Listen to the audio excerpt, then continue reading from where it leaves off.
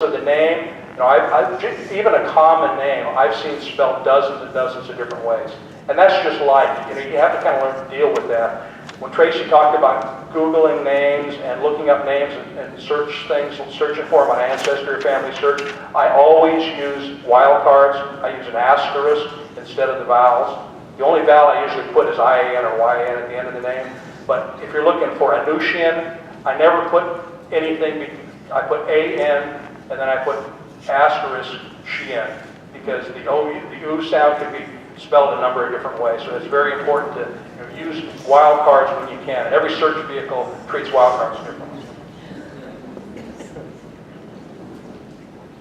Okay, so I'm going to spend a bit of time on ship manifest. I think I'm going to skip through most of the rest of them there. Okay, a ship manifest, it's like a ship log.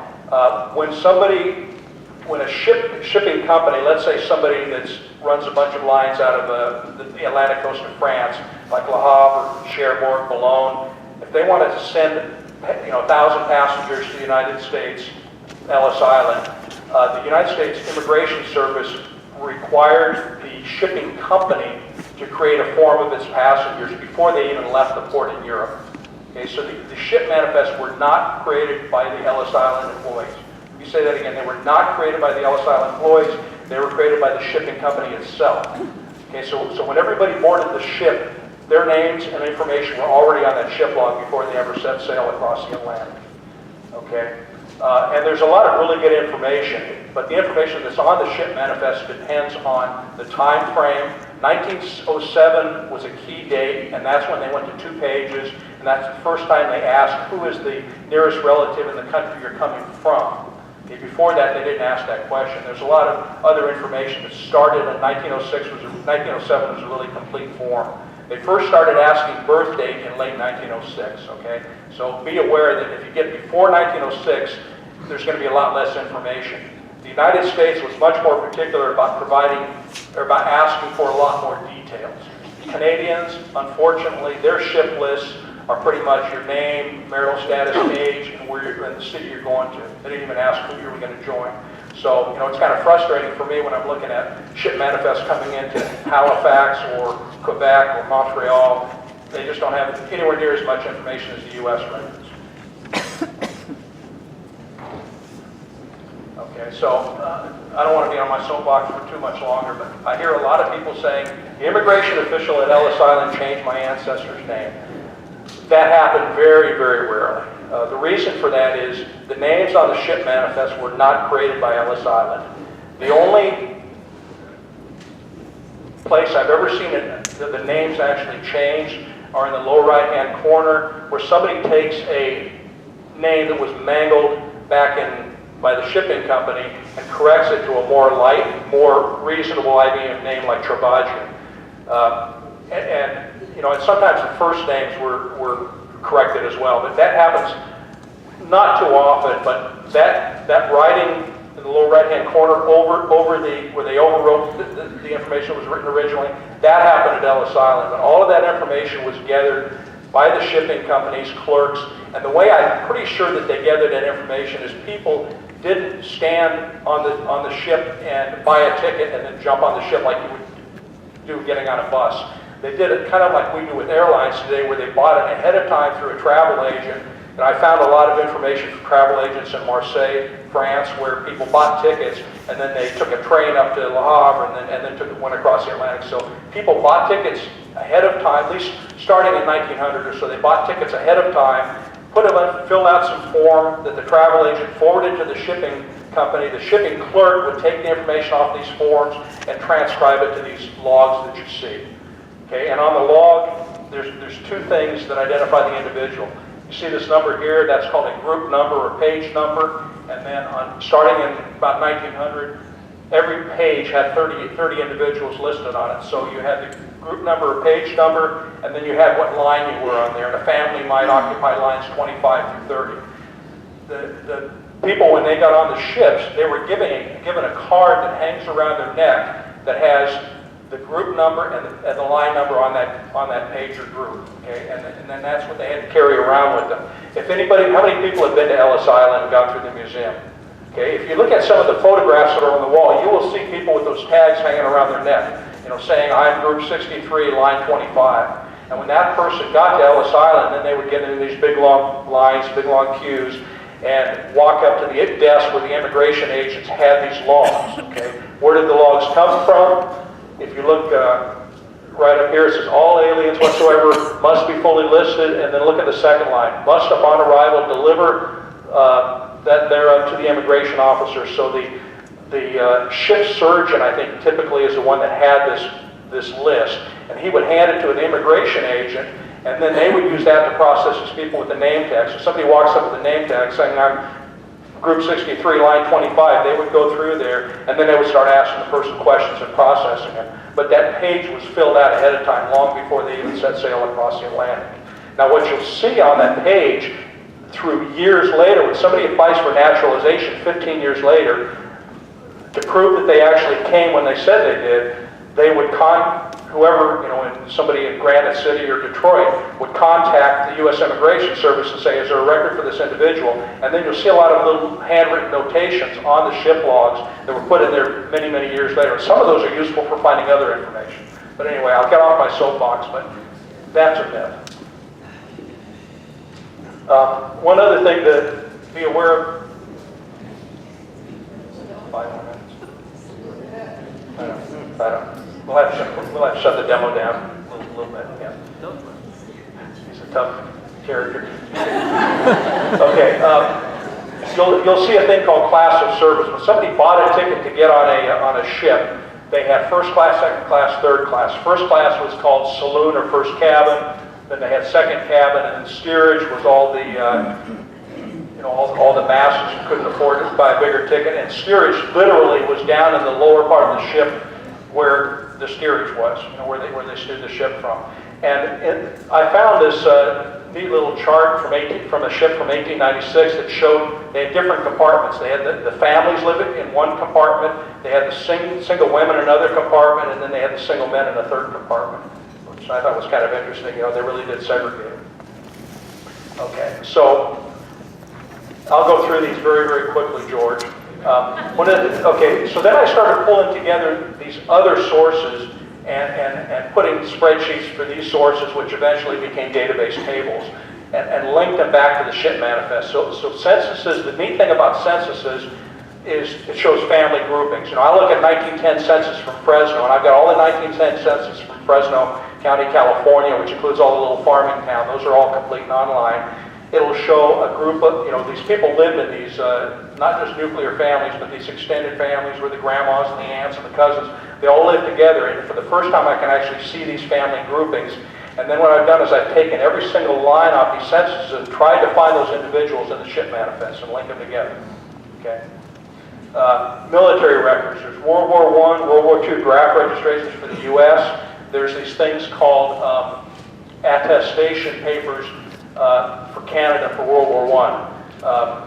These are great pieces of information. The most valuable thing I find these is the birth village or birth town. The ship manifest very rarely lists a village. If somebody was from these dozens of villages on the Harpoot Plain, they would just say Harpoot, or even Mamardol-Aziz, which was the village name. But on these records here, you often see them showing the exact name of the place. Name of the village. So most of the village names I've actually gotten from the ship or from the military records. One other thing on military records very quickly is World War I. If a man was born, World War I registration happened in 1917, 1918, as the U.S. was entering the war. They looked at men that were born between 1872 and 1900. So if they were born in that time frame and they were living in America and they were not already in the military, there should be a World War I draft registration for them. The Canada one, which is, there aren't that many people in Canada that actually joined the military, but if somebody joined the military in World War I in Canada, joined the Canadian Expeditionary Force, there's a thing called an attestation paper, which I put in the same database, and that's pretty much everybody I could find. Okay, the World War I and World War II draft registrations for the U.S. are just fragmentary, and it's just I've just done the areas where I have family in, and this is what I've been asked for help for, is people adopting a community, like doing the same thing for Worcester or Watertown or Philadelphia or whatever. But anyway, neat thing about that is lots of times we have the villages. Okay, marriage records, the thing that's really cool about marriage records, if somebody came into the United States like immediately after the end of World War I and they got married or got remarried, you know, many of the men who were here before the war, their wives and families were killed, and then they got a mail order bride, brought the mail order bride over from the Middle East, or maybe went over there and got her. Then they come back, get married. The marriage record has the names of parents of the bride and the groom. So this may be the only way that I can find go from my great-grandfather to my great-great-grandfather is look at the marriage record and say, oh, that's the names of their parents. And in most cases, those people knew the names of their parents. They might know the maiden name of their mother. In some cases, they were orphans, didn't have that information. But that's the cool thing about marriages. Okay, death records, again, the information on a death record that is reliable is when they died, who their spouse's name was, and what the cause of death was. All the other information is secondhand information, which may be 50, 60, 70 years after the date, and you've got to be very careful about looking at information that far back that's in a death record. But sometimes it may be your only clue. Okay. Naturalization records. When somebody wanted to become a U.S. citizen, and again, I don't have something like this for Canada because that's not online, but if somebody wanted to become a U.S. citizen, there were two pieces of paper they had to fill out, two documents. The first was called a declaration of intention, and then the second, which had to be done within 7 years, depending on the time frame, was called a petition for naturalization. And then the petition for naturalization resulted in either denial or they were admitted as a citizen, and then they got a citizenship number. But the Declaration of Intention, starting in the early 1930s, had a passport photo on it. So that was a really cool, or not, it was when I say passport photo, it's a headshot that's a square headshot, okay? So that was the first time I was able to see what these people actually look like. It was when I started doing the Declaration of Intention for the naturalization records. And Tracy showed some examples up there of what some of those people actually look like. Okay. Then, a few months ago, I started doing the same for passports. And passports through the early part of 1925 are online. Starting in 1915, they also had a passport photo, what we would consider a passport photo today. And in many cases, you had a surviving wife and maybe 3 or 4 children that were actually found in a refugee camp and are being brought to the United States by a husband who was naturalized prior to that time period. They would all appear on a passport. So passports are only for people who have been naturalized. If they're still an alien, you're not going to see them on a passport. Okay, but passports have a tremendous amount of information about what the people were doing during the war. When they left their hometown, where they were living in the intervening years between 1915 and 1923. And I think the best part is I get photos from as early as 1915 of what these people look like. And I'm convinced that most of these photos out there may be the earliest known photo of that individual. And if they died in the 1920s or 30s, in one of these, from a disease in Detroit, they died from tuberculosis, it might be the only surviving photo of that individual. So right now we've got about, between the naturalization and the passport photos, I've got about 805 photos so far. Anybody wants to add a photo to somebody who I've got them in a ship manifest, just send it to me and I'll put it on there. Okay, so what I'm going to do now is we're going to see how this works. We were hoping that we could get a mic down there where I could step through this demo online, but Luke's going to try to drive this thing. So I've got a few pages right at the beginning of this, and then we're going to go into a demo. We may have to cut it short, but I want to show you some of the main features of how to navigate this, since it looks like about half of you haven't seen it. Okay, so there are two pages. One of them is the home page, and then that is really a description of what I'll tell you when to click it. That's a description of the whole project and all the different kinds of sources in the background, all that stuff. And then on the home page, I have links to the actual database search pages. So when you click one of those links, it'll take you to that second URL, and you can click on that URL to get to the main search page. And I'll have Luke do that here in a little bit. And there are two types of resources. There are queries and reports. A query lets you actually get a list of all the documents based on your search criteria, whether it's a name or a place or a date or whatever, and then you can drill down to the actual abstract of that line, that original record. A report is a statistical summary. It'll say what percentage of people came from this place, what percentage of people came from that place, and it doesn't let you drill down. So we'll demonstrate the difference between reports and queries. Okay, there are two concepts I want to go through really quickly just to understand some of the challenges that I encountered when I started putting this thing together. One is the variability in spelling of surnames, and then understanding where place names are. If you've got some village, you have no idea where it is, you know, how to figure out where that is and reconcile the difference in spelling of place names as well. Okay, so standardized surnames, one of the things that really surprised me is I figured when I started this there might be, you know, maybe 100 different Armenian surnames, you know, and what I found was I could take one surname and there might be 100 different spellings. You know, you get a problem surname, Rosemary's surname, Gajigian. This is just a few of the spellings that I found for this particular surname. And you get a name like Koyamjin and, you know, just any kind of a surname, you'll find a spelling. I could probably show you dozens of different spellings for most of your surnames, okay? And this is why it's very important to use wildcards in your searches. So what I did is I didn't want to have, I think there's probably about maybe 40, or maybe 20 or 30,000 different spellings of surnames I've encountered here. I've actually got a drop-down box where you can look at them. But what I did is I didn't want to have to look at all the different spellings of the Gurjigian if I wanted to find out something about a Gurjigian. I was looking for like a Sarkis Gurjigian, and I wanted to be able to go to one page and look at all the Sarkis that's there. So what I did was I came up with this thing called a standardized name. Okay? It may not be, it's not the correct spelling, because there is no such thing as a correct spelling of a name, but what I tried to do is I tried to find a common spelling of that name, and I used that as a label to this phonetic group of similar names, okay? It may actually be two, I may have multiple names in there, you know, like Karaguzian or Giragosian, two different names, different roots, but they get confused in terms of the phonetic spelling. They're so similar, I'll group them together. I may take a name like Arslan, is a Turkish word, same as Aslan, that means lion. It's a Turkish word. So Arslanian, which is my family name, you know, means, you know, of the lion, okay? So a lot of, you know, I have some, one of my uncles changed his name to Lions. In Fresno, there are some L-Y-O-N-S, they're L-I-O-N, so if it's a name where I know what the original Armenian root name is, I'll take lion and lions, and I'll put those under Arslanian. There's Arslanian and Aslanian without the R. Same name, same root, but just, you know, different dialects, I guess.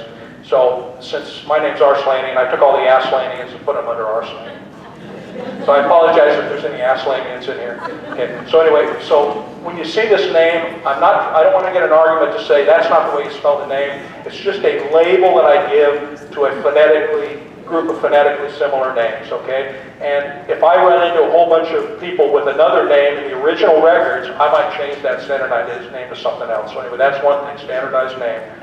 I thought about doing that for the first names, and then I realized I would spend so much time trying to find all the different, you know, different spellings of, you know, some of these first names. I just decided I'd leave the first names as they are, but I would standardize the last name. Every time I abstract an entry, I write down the first name and last name and the place names exactly as they're spelled in the original document. So when you look at my abstract, you will see the original spelling of the last name on the document, and then in parentheses after that I'll have the standardized name. Okay, so I don't want to, because later on I may find I you know, really did belong to this group or belong to a different group. So you'll see both names, but in terms of searching for names, you can search it on the standardized name, and I'll show you how to find out for a particular name what I standardize it to.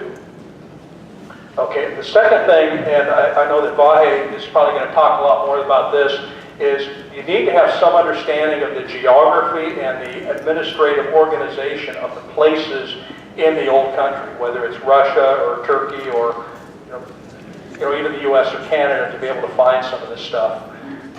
And if you look under the column that says Ottoman, those during the Ottoman Empire, you know, during the time frame of this project, these are the administrative entities, and the highest level is called the Vilayet, and that is similar to a state or province. So the empire, the Ottoman Empire, was carved up into these vilayets, and then each of them were carved up into a smaller group called a sanjak, and then underneath that, there's a CASA. And CASA is kind of like a county in the United States or Canada. And then there's even another subdivision under CASA that I really don't encounter that much. It's probably more like a township. And then, so within each CASA, you've got towns, larger towns, you know, maybe Diyarbakir, and maybe even cities like Harput.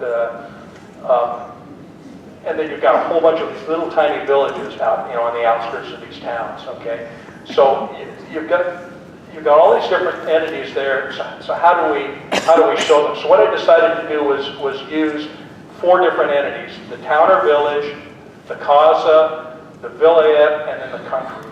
Okay, so you know, if you look down here under Tamarza, if somebody was from Tamarza, Tamarza is a village that's in the CASA of Eberek.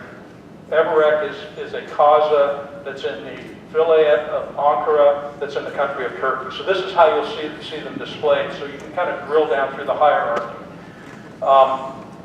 One of the challenges also is some places went by multiple names. You know, Sivas, Sebastia, Harput, Garin, you know, or not Garin, Erzurum and Garin, and some of these things. And then when Ataturk, you know, founded the modern Turkey Republic, he got rid of most of those names entirely and created different names for them. So the names have changed. They went by different names. The boundaries between some of these entities have changed over the years. So what I've done is I kind of did a snapshot of what the Ottoman Empire looked like in 1914, 1915, and then that's the structure I'm using. So if a town was in a particular cause in 1914 or 15, and then the Ottoman Empire blew up.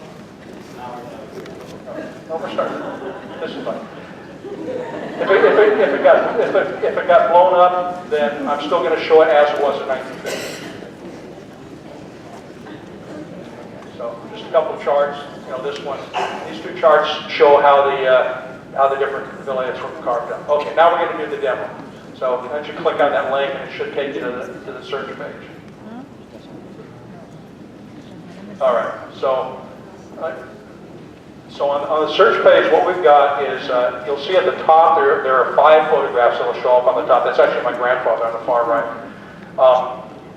Every time you refresh this page, go ahead and refresh the page at the top, upper left-hand corner. And 5 more pictures will pop up. So what I've done is I've randomly gone out there into my database and pulled 5 photos at random, just so you can kind of have these people staring back at you.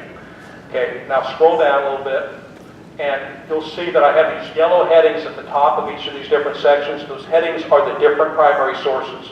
Okay, there'll be 7 headings, and then there's another heading called combined, and we're going to kind of step through what these things are. So if you look under the death setting there, which is entries 564, those are the number of death certificates I currently have in my database. So scroll down, loop to the bottom there where you see the marriages, 14, 15. So scroll down to the bottom where you see the ship manifest. Okay, so ship manifest right now in the database that's online, we have a little over 46,000. And now I refresh this maybe every 2 or 3 weeks to add, you know, another 1,000 or 500 or 1,000 entries. But this will show you the number of entries that are currently in that database. I figure they're probably between, when Armenians started being recorded in these passenger lists, maybe middle 1800s, through the end of my research, 1930, there probably are somewhere between 50 and 100,000 entries. And I think it's probably more towards the high end of that, so I think I'm maybe about halfway through.